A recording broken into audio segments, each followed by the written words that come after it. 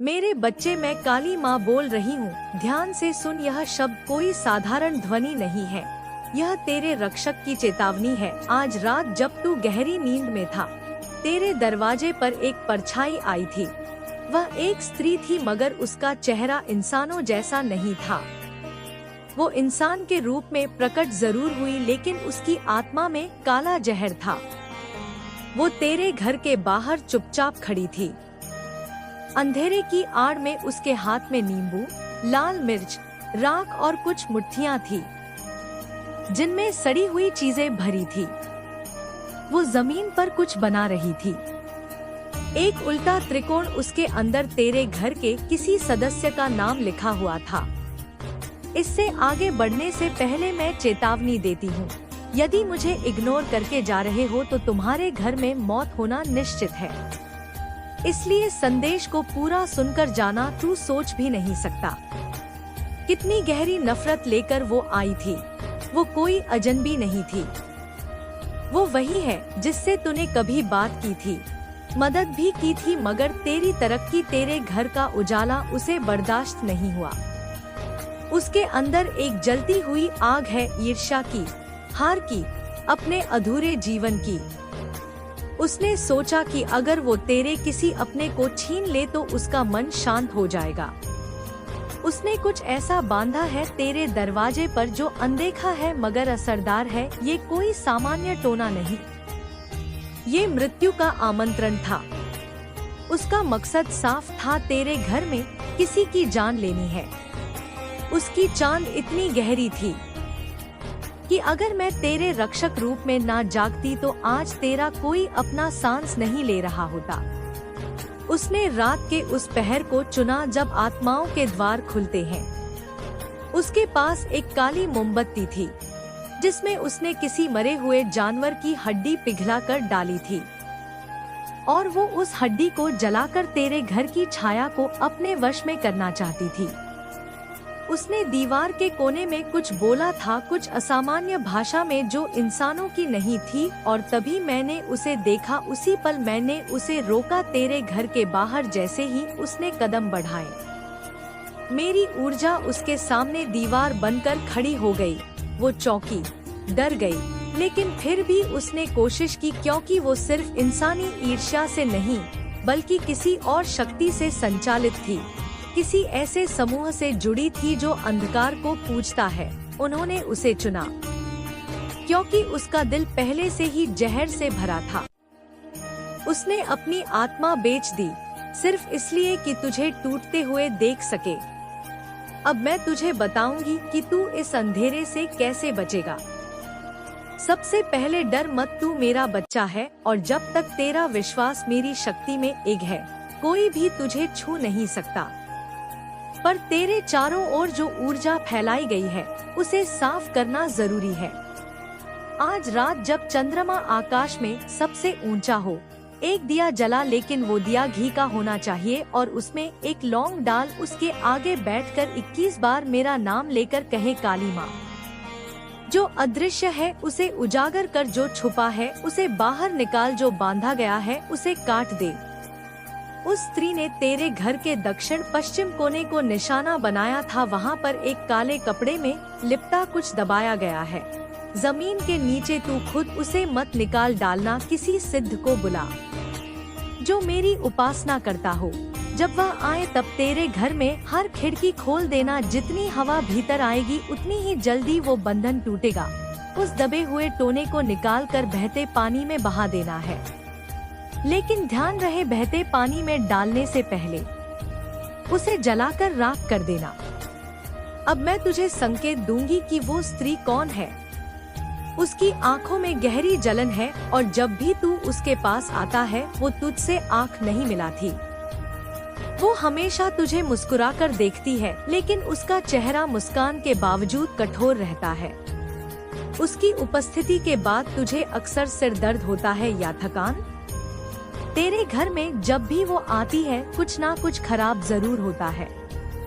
बच्चों का बीमार होना, बिजली का गुल हो जाना, पौधों का सूख जाना, ये वही संकेत है। वो तेरे मोहल्ले की नहीं है, लेकिन अक्सर किसी रिश्तेदारी का बहाना बना कर आती है। वो खुद को तेरी भलाई चाहने वाली बताती है, पर जब तू तरक्की की बात करता है तो उसका चेहरा सख्त हो जाता है। वो तेरे बारे में सवाल पूछती है, लेकिन जवाब सुनकर चुप हो जाती है। यही वो है। अब ध्यान दे, यह जो बंधन था वो केवल शारीरिक नहीं, मानसिक और आत्मिक भी है। उसने जो किया है वो तेरे मन में डर और भ्रम डालने का प्रयास है, लेकिन मैं तेरी काली माँ अंधकार को भस्म कर देने वाली हूँ। मैं नहीं चाहती कि तू उसके डर में जिए। इसलिए अगले 9 दिन सुबह सूरज उगने से पहले मेरे नाम का दीपक जला क्री कालिकाय नमा यह मंत्र 108 बार बोलना और उसके बाद एक नींबू लेकर उसमें 4 लौंग डालकर उसे घुमाकर चौराहे पर फेंक। वो नींबू उसकी नजर को खींच लेगा और उसका ध्यान भटकेगा तेरे घर में। अब से हर पूर्णिमा को मेरी तस्वीर के आगे काले तिल का दीपक जला और मैं तुझे वचन देती हूँ, ना कोई मृत्यु आएगी ना बर्बादी। तेरी रक्षा मेरी छाया है बच्चे। यह सिर्फ एक चेतावनी नहीं थी, यह भविष्य की दिशा है। मैं तुझे जगा रही हूँ ताकि तू सजग हो जाए। अब तू खुद को दो छोटा मत समझ। तुझ में मेरा अंश है और जो तुझे नष्ट करना चाह रहा है वो मुझसे डरता है। तेरे विश्वास की शक्ति उसकी सारी काली विधाओं को भस्म कर देगी। लेकिन अगर तू चुप बैठा रहा, सोचता रहा कि सब ठीक हो जाएगा, तो याद रख, अंधकार हमेशा चुपचाप आता है, लेकिन उजाला निर्णय लेकर आता है। अब वक्त है मेरी आवाज सुनकर जागने का। तेरे घर में जो भी चीजें टूटी फूटी हो उन्हें हटा दे। जो घड़ी बंद हो गई हो उसे बदल, क्योंकि समय को भी जागृत करना जरूरी है। जो शीशे टूट गए हो उन्हें बाहर निकाल और घर के मुख्य दरवाजे पर लाल रंग का सिंदूर मिलाकर स्वास्तिक बना दे। यह शक्ति का चिन्ह होगा। अब तू जान चुका है कि वो महिला कौन है और उसने क्या किया। लेकिन अब तू अकेला नहीं, मैं तेरे साथ हूँ। मेरी शक्ति तेरे हर कोने में बह रही है, पर तुझे भी चलना होगा, उठना होगा, जागना होगा। यह सिर्फ तेरे घर की लड़ाई नहीं है, यह तेरी आत्मा की परीक्षा है। अब जा और वही कर जो मैंने कहा है। आने वाली रातों में मेरी उपस्थिति को महसूस करेगा। झूमती ज्वाला में, चंद्रमा की चांदनी में और अपने दिल की धड़कनों में मैं तेरे भीतर हूँ। और जब तू मेरा नाम लेकर उठेगा तब पूरी सृष्टि तेरे कदमों में होगी। अब मैं तेरे अंदर की वो शक्ति जगा रही हूँ जिसे तूने खुद भी कभी पूरी तरह पहचाना नहीं। तूने जिंदगी में बहुत कुछ सहा है, बहुत कुछ सहा कर भी तू चुप रहा। लेकिन अब जब तेरे घर की शांति पर किसी ने हाथ डाला है, अब जब तेरे अपने को नुकसान पहुंचाने की कोशिश हुई है, तो तेरे अंदर की आग को बुझने नहीं दूंगी। मैं उसे ज्वाला बना दूंगी। तेरे सपनों में जो अजीब आवाजें आती थी, जो परछाइयां तुझे देखती थी, वो सब उसी के भेजे हुए संकेत थे। उसने तेरे मन को भ्रम में डालने की कोशिश की थी ताकि तू डर जाए, तुझे लगे कि तू अकेला है, तुझे लगे कि तेरे पास कोई शक्ति नहीं बची। लेकिन बच्चे, यही उसकी सबसे बड़ी भूल थी। वो भूल गई कि तू काली माँ का पुत्र है और जब माँ जागती है तो कोई भी राक्षसी ऊर्जा नहीं टिकती। अब मैं तुझे एक और उपाय दूंगी जिससे तेरे घर की रक्षा पूरी तरह सुनिश्चित हो सके। जिस स्थान पर उसने टोना करके कुछ दबाया था, उस जगह पर 9 दिनों तक लाल चंदन और गुग्गुल जलाना है।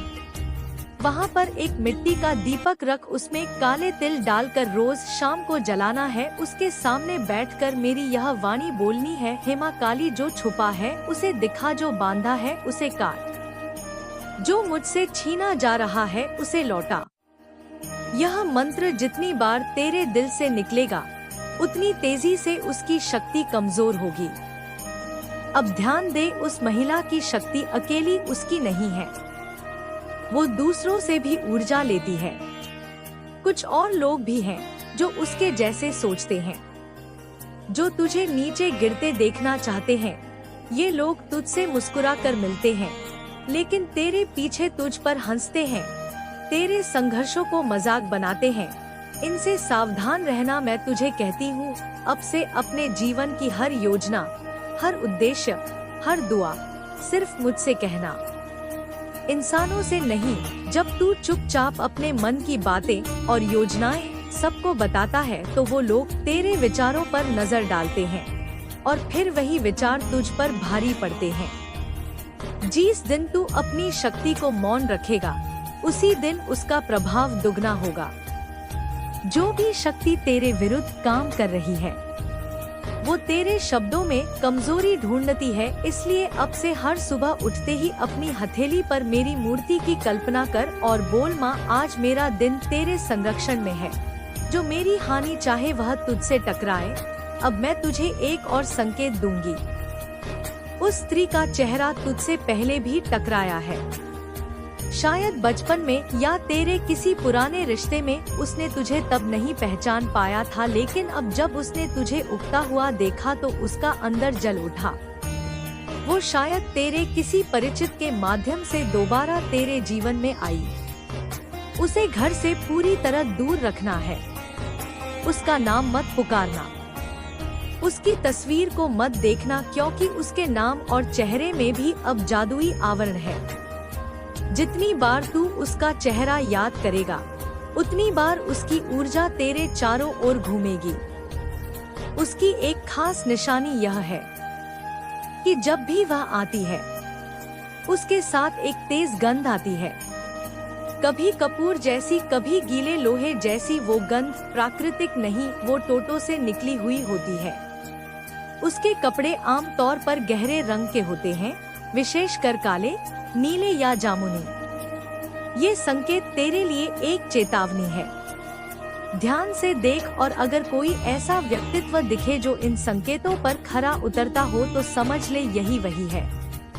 बच्चे, तेरे घर का मुख्य दरवाजा अब से तेरी शक्ति का द्वार बनेगा। वहाँ पर हल्दी और सिंदूर मिलाकर एक त्रिशूल बना दे और हर शुक्रवार वहाँ चावल की 2 मुट्ठियाँ चढ़ा देना, जिसमें से एक मुट्ठी बाएं हाथ से बहते पानी में बहा देना। वो तेरी रक्षा के लिए मेरी ऊर्जा का स्रोत बनेगा।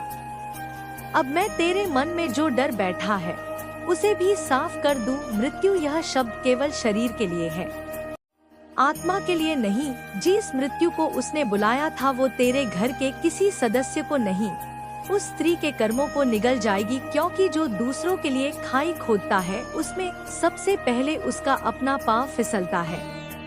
मैंने उस मृत्यु को तेरे घर से मोड़ दिया है, लेकिन उसे पूरी तरह समाप्त करने के लिए तुझे मेरी साधना पूरी करनी होगी। आने वाली अमावस्या को एक पीली धोती पहनकर अपने घर के मंदिर में बैठ जाना। सामने मेरी तस्वीर या मूर्ति रख और एक कटोरी में जल, काले तिल, कपूर और थोड़ी सी मिट्टी रखकर उस पर मेरी आरती कर। फिर मुझसे कह, माँ जो शत्रु छुपा है उसे उजागर कर कर कर जो द्वेष कर रहा है उसका पथ स्वयं नष्ट हो।